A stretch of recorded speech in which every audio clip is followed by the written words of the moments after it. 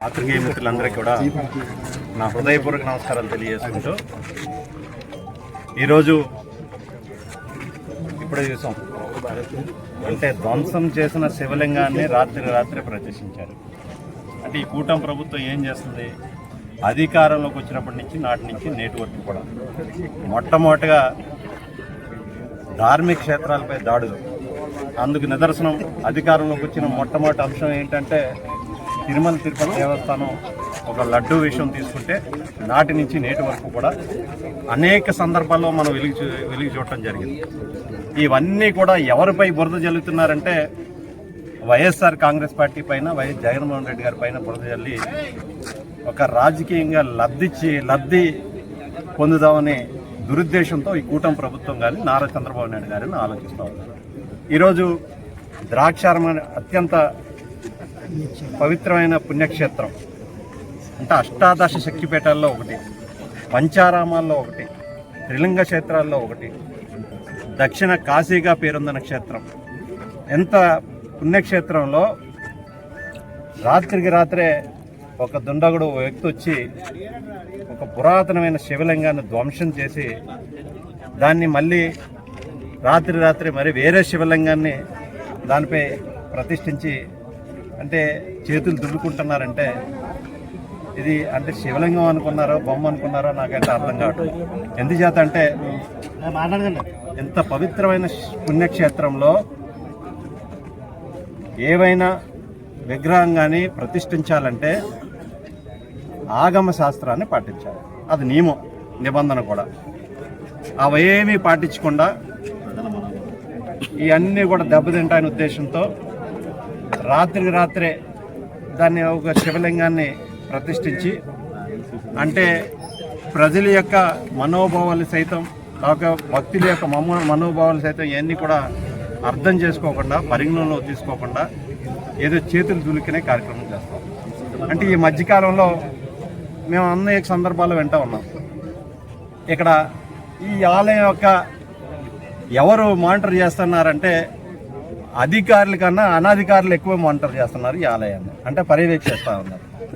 అంటే మొన్నే ఇక్కడ 40 రోజులు ఇక్కడ శైవక్షేత్రం కాబట్టి ఇక్కడ 40 రోజులు ఒక కార్యక్రమం చేసాం. 40 రోజుల కార్యక్రమంలో ఇదంతా ఎవరు మానిటర్ చేశారంటే మంత్రి గారు, తండ్రి గారు.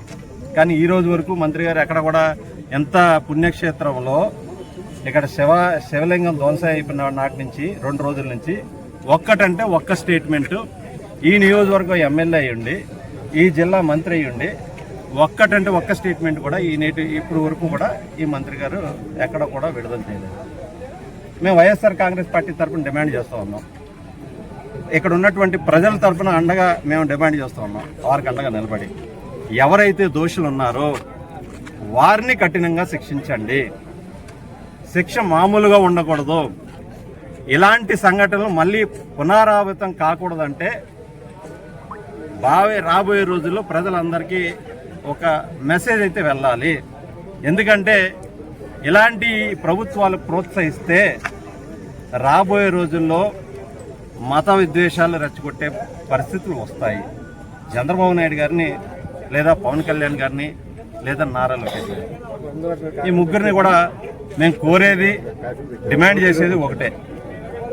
మీరు ఎంతసేపు మేము ఆధ్యాత్మికంగా మేము అండదండలుగా నిలబడతామని ఒక వ్యక్తి చెప్తా ఉన్నాడు. అంటే 18 నెలల కాలం నుంచి మేము సనాతన ధర్మాన్ని పాటిస్తాం, సనాతన ధర్మానికి మేము బ్రాండ్ అంబాసిడర్లుగానే చెప్తా ఉన్నారు.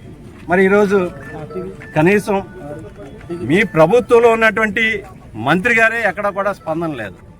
దీన్ని బట్టి ఏమర్థమవుతుంది?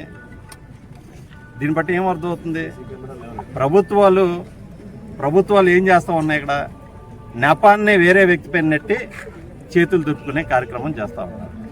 నిన్న అనేక సంఘటనలు చూసాం. మొన్న ఏదో గ్రామంలో ఒక గర్భిణీ స్త్రీని ఒక వ్యక్తి తన్నాడు. అంతే కదా, మన వార్తలు చూసింది. తన్నాడు, కాళ్ళతో తన్నాడు. తర్వాత వార్తల్లో ఏం ప్రచారం చేశారు? అదంతా వైసీపీకి అంటగట్టి వైఎస్ఆర్ కాంగ్రెస్ పార్టీ కార్యకర్త అని ప్రచారం చేశారు. వాళ్ళ కుటుంబ సభ్యులే తర్వాత ప్రెస్ మీట్ పెట్టి అతను జనసేన కార్యకర్త అని చెప్పడం జరిగింది. అంటే 18 నెలల కాలం నుంచి వాళ్ళు ఒకే ఎజెండా పెట్టుకున్నారు. ఏదో రకంగా వైఎస్ఆర్ కాంగ్రెస్ పార్టీని వైఎస్ జగన్మోహన్ రెడ్డి గారిని బదనాం చేయాలి రాష్ట్రంలో. ఈ రాష్ట్రంలో వైఎస్ఆర్ కాంగ్రెస్ పార్టీ కర్మరు కావాలి అని ఒకే ఒక ఎజెండాతో ఈ కూటమి ప్రభుత్వం ముందుకు సాగుతుంది. అందులో తప్ప వేరే ఉద్దేశం లేదు. ప్రజలందరూ గమనిస్తున్నారు. రాబోయే రోజుల్లో మీకు తగిన రీతిలో బుద్ధి చెప్తారు. మేము ఇప్పటికీ కూడా డిమాండ్ చేస్తున్నాం వైఎస్ఆర్ కాంగ్రెస్ పార్టీ తరఫున దోషుల్ని విడిచిపెట్టొద్దు, ఎంతటి వారైనా కఠినంగా శిక్షించండి. ఇదో ఎగ్జాంపుల్గా పెట్టండి రాబోయే రోజుల్లో ప్రతి ఒక్కరికి కూడా. ఈ ప్రాంతంలో గతంలో ఎన్నడూ జరగలేదు. ఇది ద్రాక్షారామంలో ఈరోజు మా అందరికి కూడా ఒక బాధాకరమే.